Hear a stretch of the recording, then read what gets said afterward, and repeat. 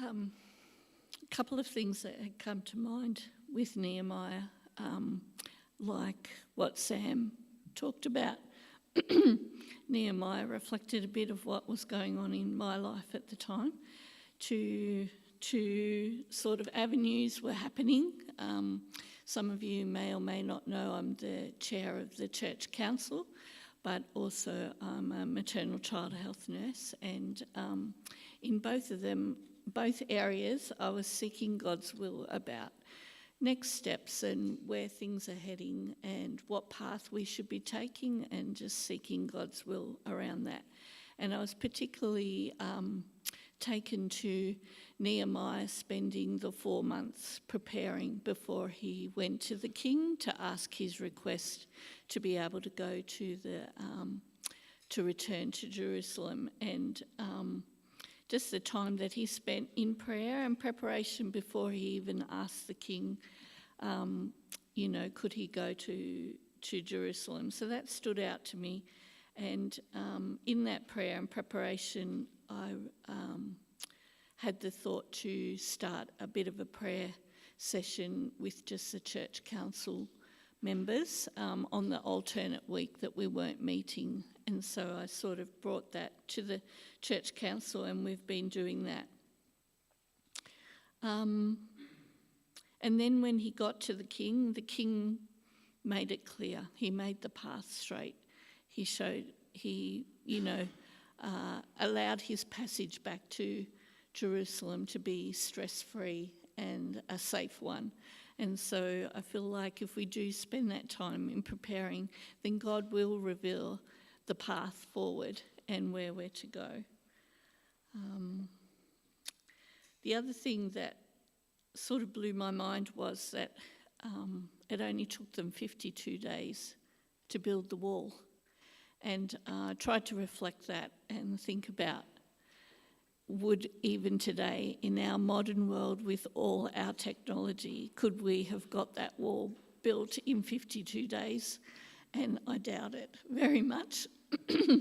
So it's just another example of when we're aligned with God's will and we're doing what he wants, how quickly things can move. So I was encouraged by that. The other part, it was about rebuilding the wall, but also Nehemiah was about rebuilding spiritually and getting our lives back on track, getting back to the basics of our faith, remembering, and in that time it was pre-Christ, so it was about the Jews getting back to the practices of faith that God had installed in them from earlier times. But that spoke to me in terms of just remembering who is the centre of everything that we do, and that's Jesus. He is our saviour.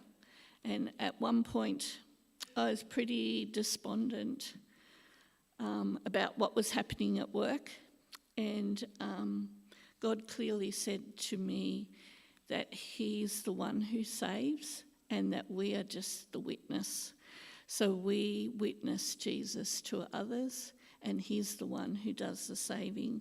And I think that we need to just get back to those. Get back to just that basic, leave to Jesus what is Jesus's work, and us be that witness to what he has done in our lives, to show people him.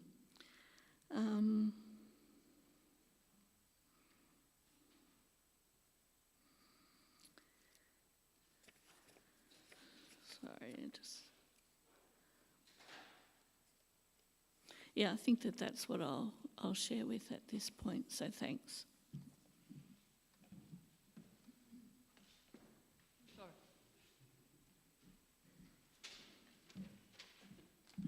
You heard from me last Sunday a fair bit, so I promise I won't be very long this morning. So what have I learnt? I guess I've had the privilege of listening to every single message, the 11 or 12 messages, I think, or 13, including mine, that went up in this last month as we worked our way through Nehemiah. If I wasn't able to be here, I picked them up online because I guess that's part of my job, so I sort of have to, although it was a pleasure to do it. And again, I want to acknowledge the team. It has been a real team approach that's actually got together and actually presented all the messages throughout Nehemiah.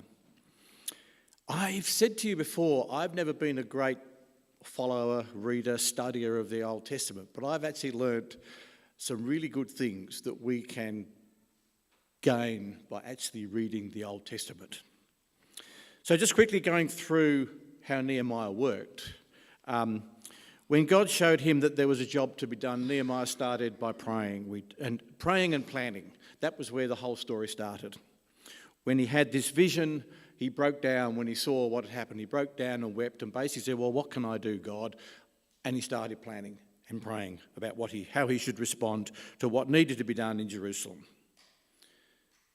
Before anything was done, before the very first stone was moved, there was lots of planning, there was lots of requests to the king, there was lots of permissions gained. It's a bit like getting council planning permits, all that sort of stuff. All the permissions were going to do what needed to be done to rebuild the wall, and that's where Nehemiah started.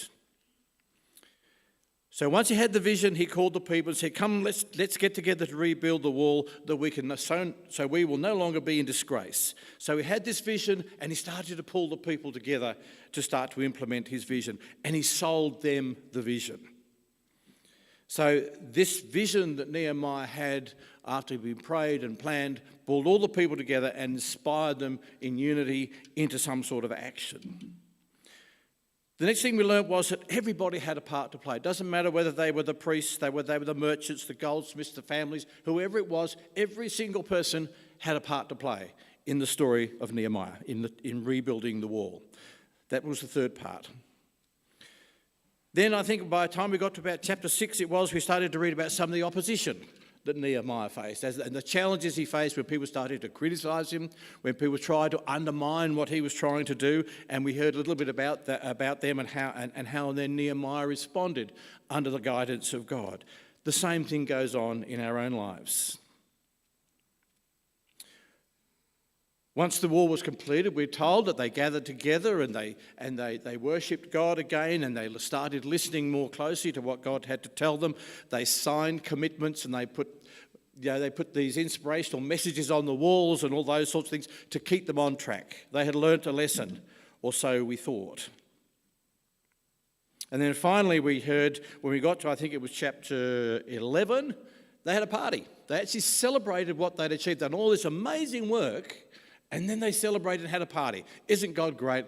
Look what's happened. And they really got together in a great way and had a really good celebration about what they had been able to achieve under God's guidance.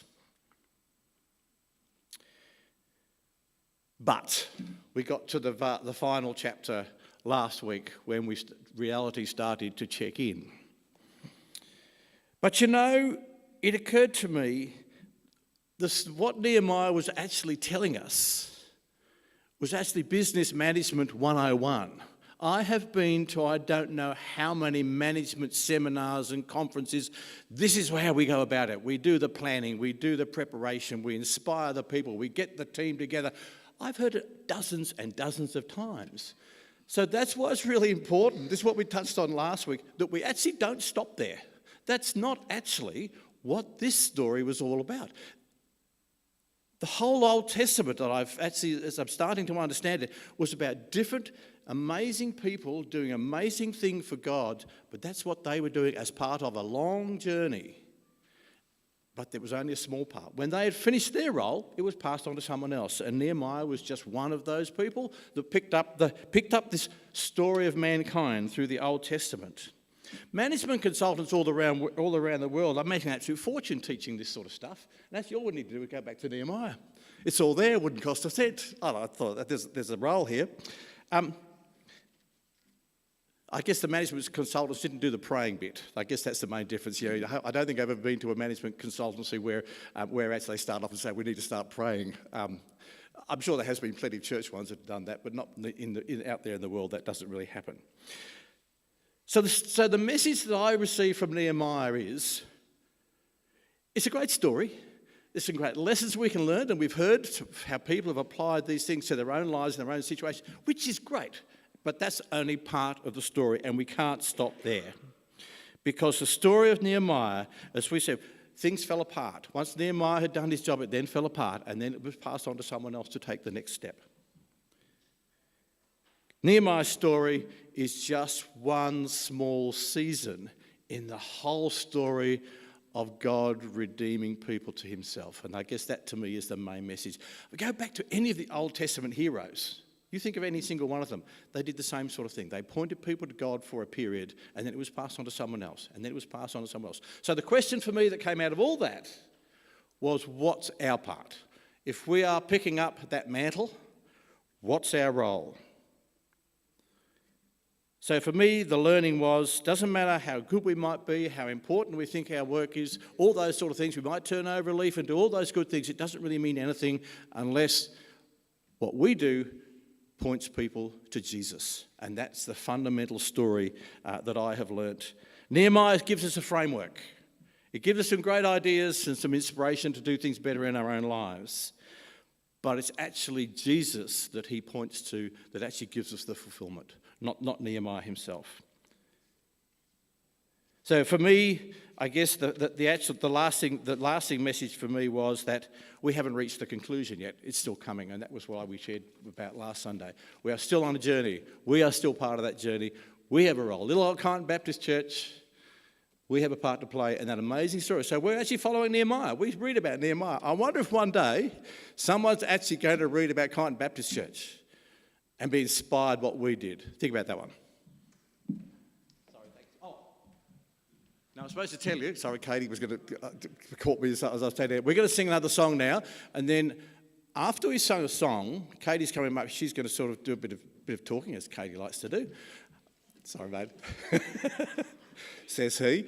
And you're going to be invited to share something that you might have learned, something that you might have heard. It could be one simple sentence, it could be one simple thought. Yeah, let's not make it a 15-minute sermon, but Katie's going to invite you to share one simple thought that might have occurred to you during this last series we've been sharing on Nehemiah.